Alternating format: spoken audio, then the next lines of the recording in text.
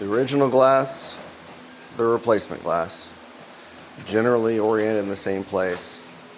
And if I measure right about where the middle is, you can see that it's roughly 7/8 of an inch. It's hard to see.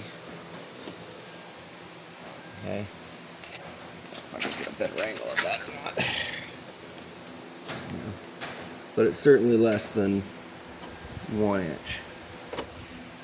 I take the same one, put it over here, measure about in the same place. 1 1/4 inches. There's a 3/8 inch difference, and that's why I can't get it in the window.